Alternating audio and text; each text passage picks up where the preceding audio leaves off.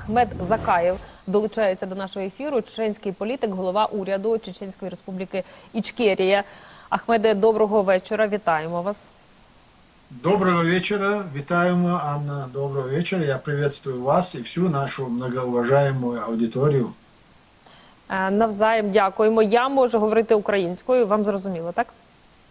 Да, я понимаю о чем. Ну, я буду отвечать на трофейном языке, хорошо? Так, мені б не хотілося переходити, але якщо ви просто перепитуєте в мене, я буду пояснювати. Окей. Пане Ахмаде, що вам відомо, по-перше, про стан Кадирова? Бо багато разів вже його хоронили, він уже помирав в соціальних мережах, в ЗМІ. Що зараз відомо, наскільки може бути реальною та історія, що він справді вже при смерті? Анна, очень много уже последние несколько лет, почти каждые 2-3 месяца его хоронят, ему находят замену. Действительный факт – это то, что он болен. Он действительно болен. Относительно, кто будет преемником и что произойдет, это я и говорил с вашими коллегами, ровным счетом ни его смерть, ни его жизнь ни в коем образом никак не повлияет на общую ситуацию и в Чеченской Республике, и в самой России. Ну, раз только говорить, только как информационный повод текущего дня, но ни в коем мере, ни как какие-то возможные перемены с его кончиной или с назначением нового коллаборанта, новую марионетку, я думаю, этого нет. И поэтому мы наблюдаем, мы слышим, мы знаем информацию, что происходит, но никак мы не вмешиваемся и не планируем никакие планы, связанные с его кончиной или с изменениями, с назначением нового какого-то главу или главную марионетку Кремля. Просто система контролируется Россией. Это структура, которую возглавлял сначала отец, старший Ахмад Кадыров, последующим Рамзан Кадыров. Эта структура создавалась российскими спецслужбами и под контролем Кремля. И эта структура сохраняется. И она будет сохраняться до тех пор, пока не произойдут коренные перемены и изменения в самой России. Поэтому мы на эти высказывания журналистов и хороших русских, которые каким-то образом пытаются представить картину, как будто Кадыров или его окружение играет какую-то роль в ситуации, которая сложилась в Чечне. Русские потратили миллиарды долларов, чтобы создать эту структуру. Она просто олицетворена вот этим субъектом, вот этим моральным уродом. И вокруг него они создали и вырастили убийц, бандитов и киллеров, которых они используют как на территории республики для подавления чеченцев, и также используют их и в самой России. И с 16-17 года, когда начались события в Сирии, они начали их использовать и за пределами России. І, в частності, і в Україні теж така попитка є. На жаль, так. Ахмеде, ви сказали, що це нічого не змінить, і мені тут хочеться спитати, а ви бачите, що може змінити ситуацію в Росії як наслідок для поневолених народів? Только победа Украины в этой войне. Только военное поражение России в Украине может изменить ситуацию в России и дать возможность колонизированным народам освободиться.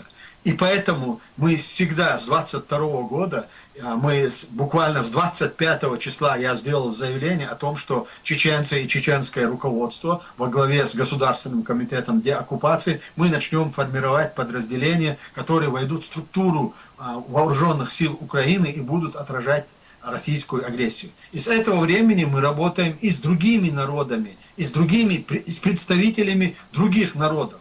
Только победа Украины может изменить ситуацию в России, а только с изменением ситуации в России народы, которые сегодня являются колонизированными, могут рассчитывать на свободу и независимость. И поэтому все, что может дать или изменить ситуацию, это связано с Украиной. То есть с победой Украины над Россией.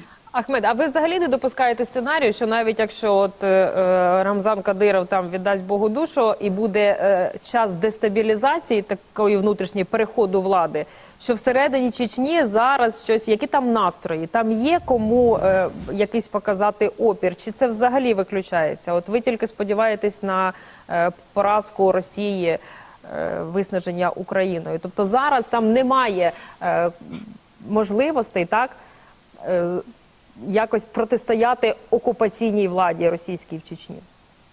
Анна, я часто говорю об этом. Да, безусловно, у нас очень серьезное и сильное подполье на территории Чеченской Республики. Наше правительство в таком классическом понимании, оно не совсем правительство в изгнании или за рубежом. Наши министры находятся на территории Чеченской Республики. Силовые структуры на должности заместителей министров, они находятся на территории. Но дело в том, что если бы мы даже смогли бы каким-то образом сдетонировать ситуацию в республике, что дальше?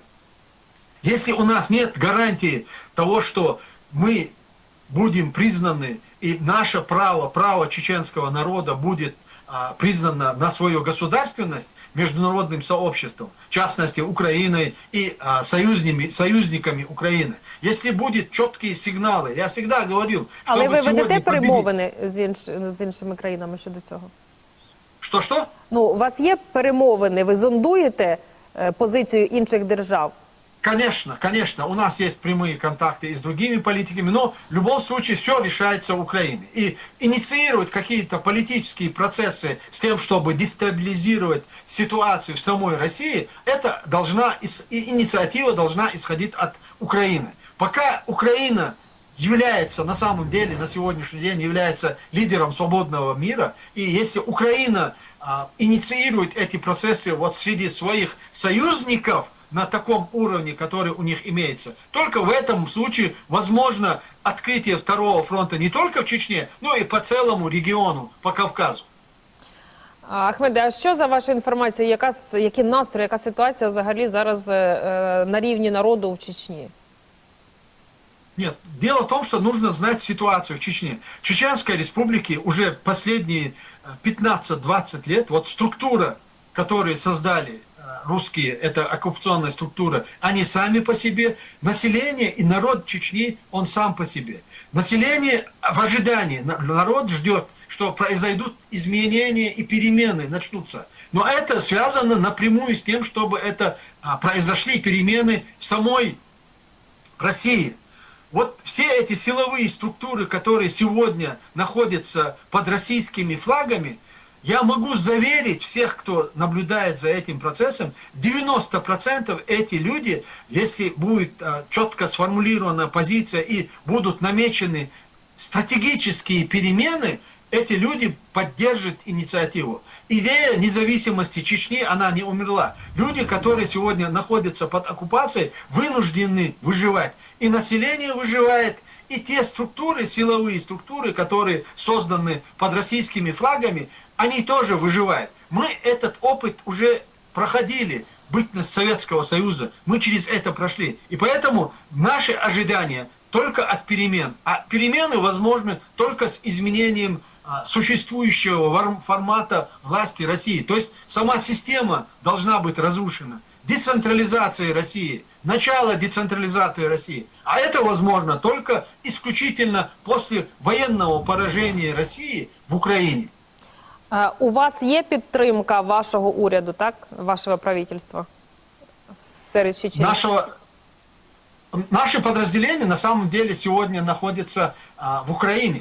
Вы знаете, в Украине сегодня на самом деле с 22 года мы восстанавливаем вооруженные силы Чеченской Республики Ичкерия. У нас подписано соглашение с Министерством обороны, с одним из ведомств, которое позволяет нам сегодня сформировать. Мы восстановили Министерство обороны. Мы перевели основные принципы на натовскую систему вооруженных структурах. И этот опыт, который сегодня наши бойцы и вооруженные силы обретают в Украине, это просто невероятная ситуация, которая будет способствовать деоккупации нашей страны. Ми в це дуже віримо разом із вами. Ахмеде, чи є з вами виходять на контакт і комунікують представники інших народів, які зараз знаходяться під російською окупацією, щоб об'єднатися далі і чекати розпаду того Росії зсередини і протистояти їй? Да, вы знаете, с 22 года работает форум «Пост России», народы,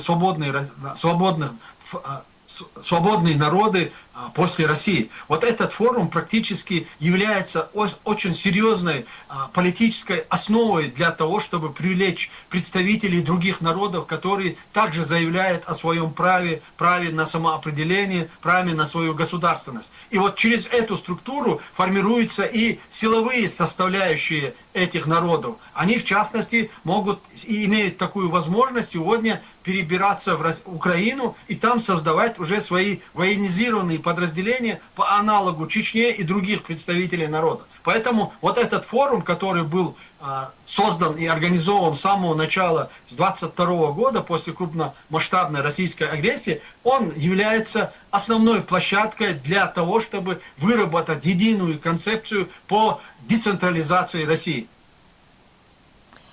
А про які саме народи і хто з вами найкраще контактує, можете назвати?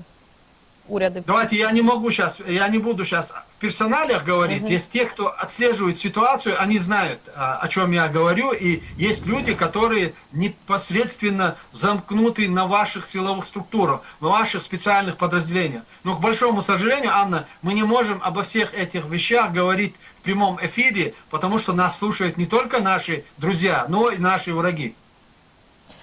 Добре, Ахмеде, тоді я хотіла б вас ще спитати. От ми говорили про Рамзана Кадирова, що як би там не перебільшували його роль, вплив, цей жах, який він намагається нагнати на всіх. Але в принципі, що він є, що немає, ФСБ як працювало, так і буде працювати. Але ми часто ще кажемо, що от, Путін так уявляється нам найбільшим злом. Путін, а этот чоловіколюбивий весь народ російський, він ні при чому. А як ви думаєте, якщо проводити паралель між Кадировим і Путіним, так? Чи є Путін абсолютним злом і причиною усіх того, що Росія намагається окупувати території інших країн, вбивати людей в інших країнах, приходити в чужу хату, красти, вбивати, гвалтувати? Чи є Путін тут єдиною абсолютною причиною? І якщо він зникне фізично, щось зміниться в Росії чи ні? Анна, дело в том, что ничего не изменится со смертью Путина, не только со смертью Рамзана Кадырова, даже со смертью Путина. Потому что Путины и Кадыровы, они воспроизводится сам Путин, он был востребован российским обществом, если его можно так назвать. И вы возьмите свою историю украинцев, чеченцев, кавказцев, которые уже более 500 лет борются и отстаивают свою свободу и независимость. Программа по созданию Российской империи, по колонизации народов и территорий, она была заложена далеко до появления Путина в этой жизни. Еще, я сегодня говорил с вашими коллегами, еще при декабристах был такой Павел Пестель, человек, который написал новую демократическую конституцию для Российской империи. И там было очень четко, прослеживается, как необходимо поступать с народами, которых они считают чересчур свободолюбивыми. Украинцы тоже подпадали под эту категорию. И в этой конституции прописано разделить свободолюбивых и чеченцев, и других представителей народа на буйных и мирных. Буйных ликвидировать, а мирных переселять. И таким образом заселять новыми колонистами эти регионы. И это, в принципе, по сегодняшний день реализовывается Россией. И то, что мы имеем сегодня в Украине, война в Украине, это часть вот этой, той еще программы, которая была заложена в те времена. И поэтому я говорю, проблему нельзя персонифицировать. За Путиным стоит система. Это система, которая создает Путиных. Не станет этого Путина, если бы была бы надежда, что мы, вот пережив Путина, все изменится, ну тогда можно было бы просто сидеть, ждать, пока он сдохнет. Но этого не произойдет. Пока существует система, а для этой системы есть, которая подыгрывает низменные инстинкты российской толпы, которая всецело поддерживает пожирание других народов и оккупацию этих территорий, все будет продолжаться. Поэтому мы должны сегодня, пока нас поддерживает весь мир, практически Украину сегодня поддерживает большинство западных стран. Практически 50 с лишним стран, которые являются союзниками Украины. И в этой ситуации нам нужно просто сделать так, чтобы Россия перестала существовать как империя. Вот децентрализация империи, вот это может гарантировать безопасность на долгосрочной перспективе и украинцам, и другим колонизированным народам. Дуже вам дякую, пане Ахмеде. Я чого і спитала, що 100 років тому було, що зараз повторюється, і ця дивовижна здатність цієї брудної системи до відтворення, треба її просто розбирати на атоми. Ахмед Закаєв, дякую вам, бажаю успіху і сподіваюся, ми дочекаємося вільну Чеченську Республіку Ічкерію. Чеченський політик, голова уряду Чеченської Республіки Ічкерія був з нами в ефірі.